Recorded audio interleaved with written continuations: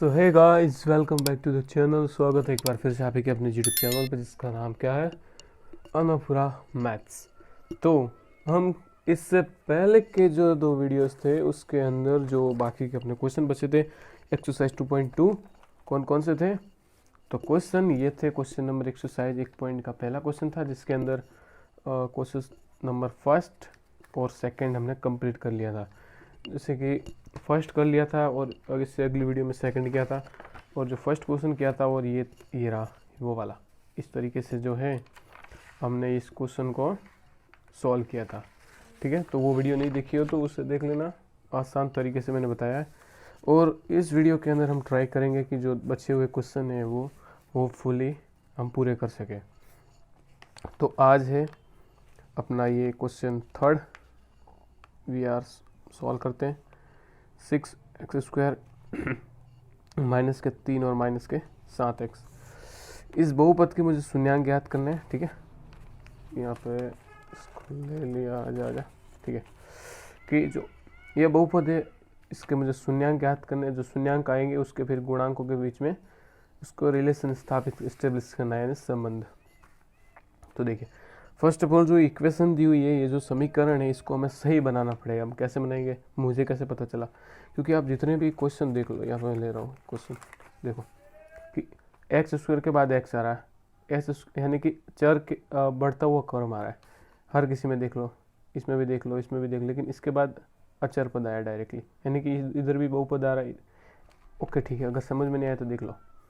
x² है x है, s² है s है, u² है u है। ठीक है, तो इसको हमें सही बनाना पड़ेगा, तो यानी कि घटता हुआ क्रम आएगा।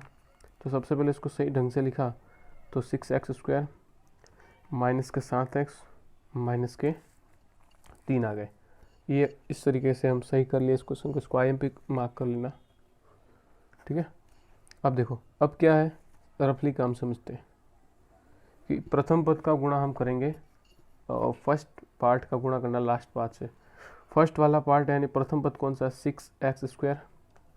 ओके, इसका गुणा किससे करा हूँ मैं, -3 से। तो अब मैं -3 ऐसे तो लिखूंगा नहीं, खराब दिखेगा, तो मैंने ब्रैकेट बना दिया, सिंपल। ओके, अब देखो कि अंकों का अंक से गुणा किया, मेरे पास आ गए 18 तो आए, लेकिन कैसे, माइनस के, और साथ में था x²। अब देखो कि इसके मुझे ऐसे टुकड़े करने हैं कि गुणा करने पे तो मुझे मिल जाए 18, और घटाने पे मुझे मिलने चाहिए -7x। इस मिडल वाले को टारगेट करना। आप देखोगे, आप थोड़ा सा यूज़ करोगे ब्रेन को, तो 18 को आप दो तरीके से बना सकते हो, 6 × 3 18। ओके, और एक है 9 × 2 18। अब मैं इनमें से जो लूँगा वो कौन सा लूँगा, ये वाला। क्यों मैं ऐसा क्यों ले रहा हूँ, क्यों कर रहा हूँ मैं ऐसा, तो देखो जब मैं 6 में से 3 घटा रहा हूँ, मुझे माइनस के 7 मिल ही नहीं रहे, लेकिन मैं 9 में से 2 घटाऊंगा तो 7 तो आ रहे। ये बात हमें पता चली, तो मैंने 9 × 2 फैक्टर लिए, एक लिया 9, एक लिया 2। 2x थे तो एक गया इसके पास, एक गया इसके पास।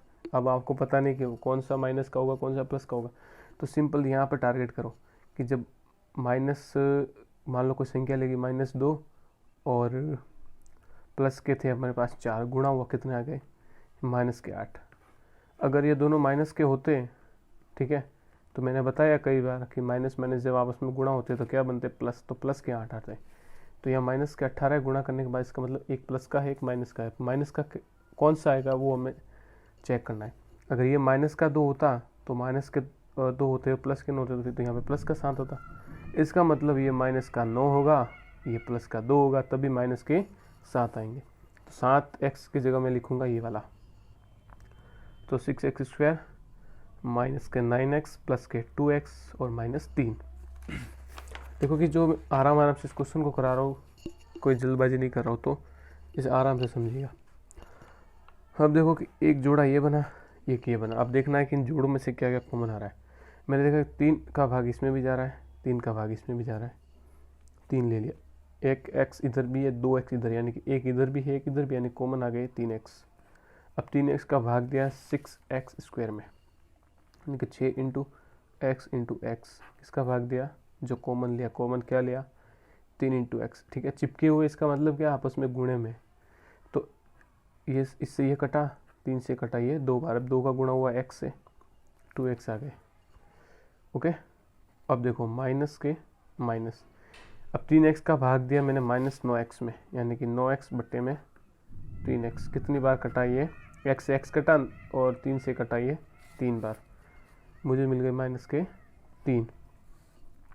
अब देखो यहाँ प्लस है तो मैंने उतारा प्लस, इसमें देखा कि कुछ कॉमन आ रहा है। जब भी कुछ कॉमन ना आए तो एक, ये पहले पार्ट में हमने सीखा था, 1 का भाग दिया, इसमें 2x मिले, माइनस प्लस माइनस और 3।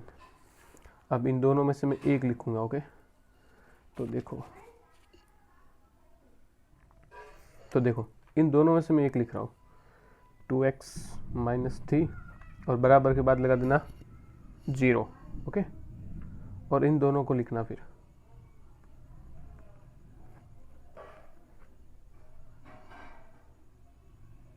देखिए तो 2x - 3 is equal to 0, 3x + 1 is equal to 0। बराबर के बाद 0 इसलिए लगाते ताकि अपनी इक्वेशन बन सके, क्या बन सके, समीकरण। समीकरण को इक्वेशन कहते हैं।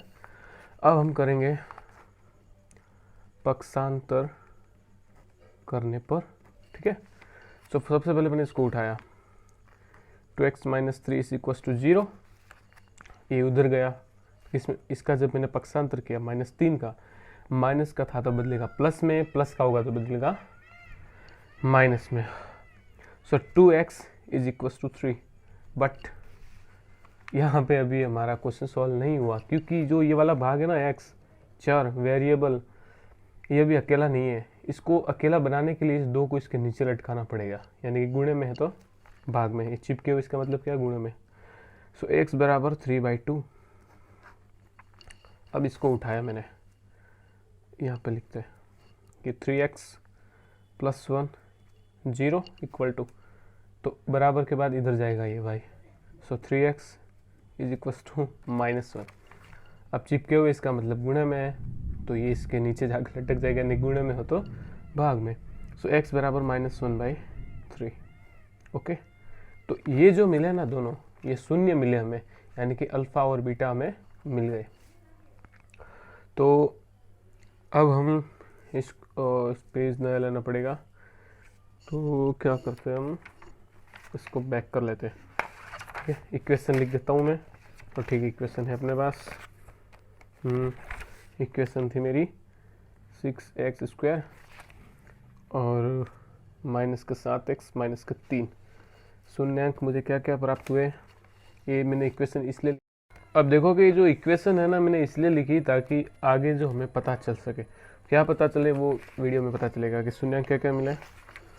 सो एक मुझे मिला x बराबर 3/2 and second one x is equal to -1/3। तो गाड़ी के हॉर्न सुनाई दे रहे होंगे, सो प्लीज इग्नोर इट। अब देखो सबसे पहले मुझे क्या निकालना है, शून्यांकों का योग। ओके, शून्यांकों का योग, इंग्लिश में मैं क्या बोलूँगा इसे, चलो ठीक है लिख देता हूँ, अल्फा प्लस बीटा, ये नहीं है -b/a, इसे कहेंगे सम ऑफ जीरोस।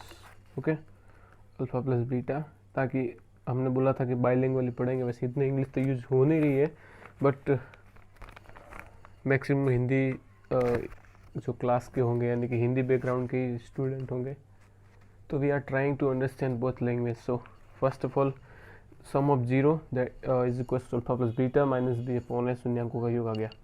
अब जो ये मिले ना, इनके मुझे, योग का मतलब होता है जोड़ना।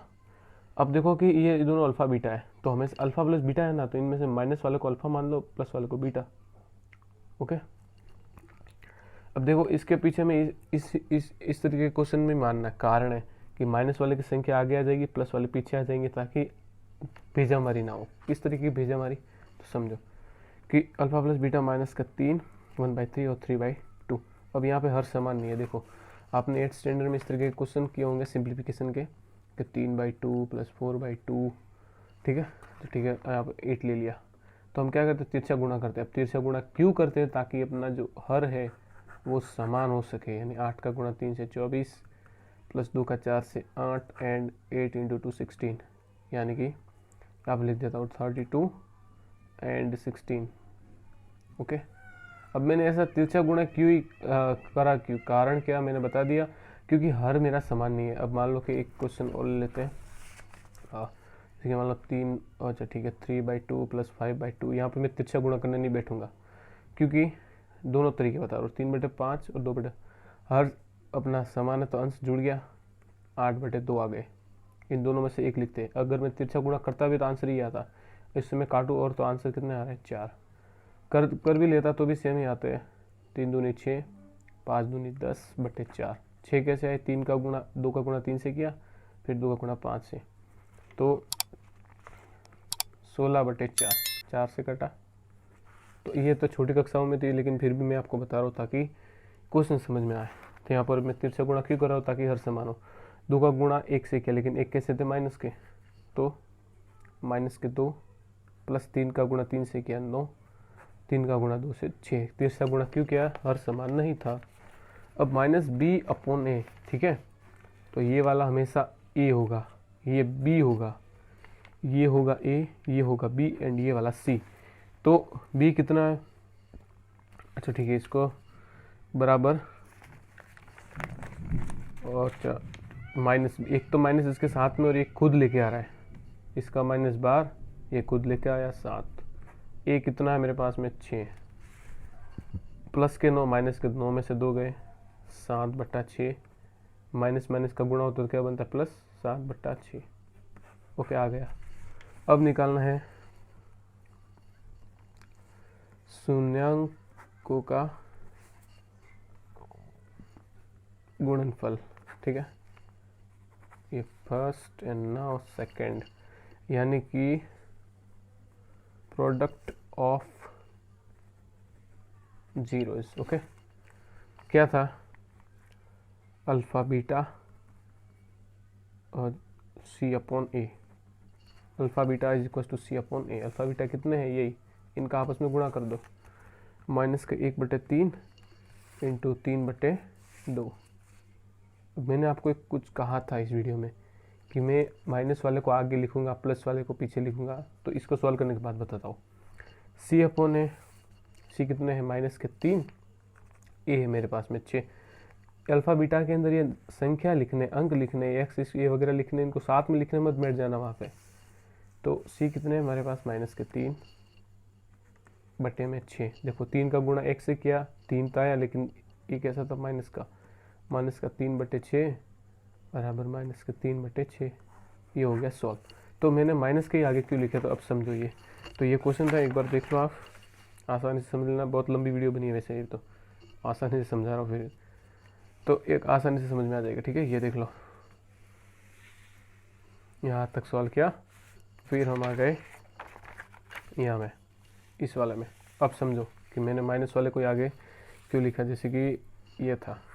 ओके, तो देखो कि अगर मैं प्लस वाले को सबसे पहले लिखता, जैसे कि अल्फ़ा प्लस बीटा था, तो इसको मैं सबसे, मान लो कि इनमें से कुछ भी मैं पहले लिख देता, मैंने प्लस वाले को पहले लिखा, तो 3/2, बीटा कैसा मेरा माइनस का, ठीक है।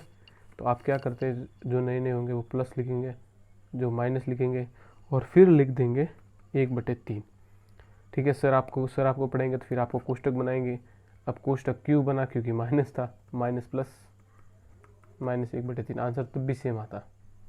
ओके, तो वीडियो को यहीं पे करते हैं अपने एंड। और वीडियो देख के आपने कुछ भी सीखा हो, आपका थोड़ा भी नॉलेज अगर इम्प्रूवमेंट हुआ हो मे बी, तो इस चैनल से जुड़िएगा और सब्सक्राइब जरूर कीजिएगा। मिलते हैं अगली वीडियो में। Keep learning, keep smiling, stay tuned.